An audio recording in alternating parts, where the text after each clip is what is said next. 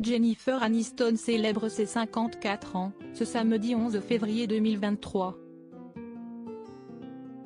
L'occasion d'évoquer son rapport à la chirurgie esthétique, elle qui a déjà fait refaire son nez.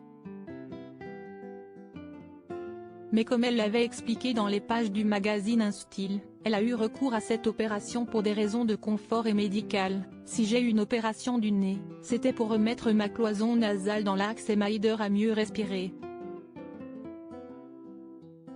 Maintenant, je respire beaucoup mieux et la nuit je dors comme un bébé.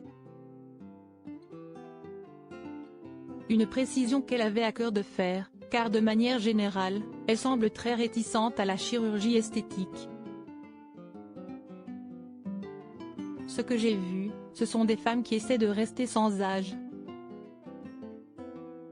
Je suis heureuse d'avoir appris de leurs erreurs, parce que je ne vais pas m'injecter un truc dans le visage. Quand je les vois, j'ai mal au cœur. Je me dis, mon Dieu, si seulement vous saviez à quel point vous aviez l'air plus vieille. Elles tentent d'arrêter le temps qui passe, et l'on sent à quel point elles n'ont pas confiance en elles. Je ne juge pas les gens, mais j'aimerais parfois supplier celles que je connais qui s'apprêtent à en faire de ne pas toucher à leur visage, avait-elle déclaré il y a plusieurs années pour Yahoo Beauty.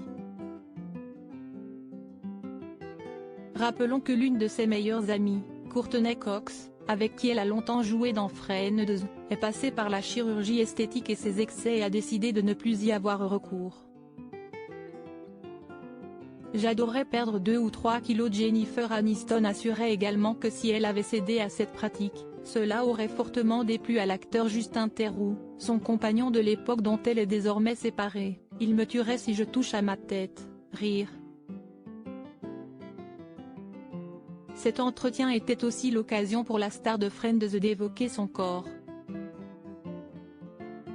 J'adorerais perdre 2 ou 3 kilos. Comme ça j'arrive à 50 kg, et je me sens vraiment bien. Mais si est si difficile à cet âge d'atteindre ce poids-là, estimait-elle. À noter que depuis cette interview, l'ex-femme de Brad Pitt possède toujours un corps de rêve.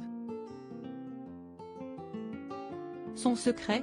Une alimentation équilibrée, ainsi que de la boxe, de la corde à sauter, du sport intensif, et beaucoup de travail avec des bandes élastiques, comme l'expliquait son coach sportif Léon Azubaï au magazine Voix Health en 2021.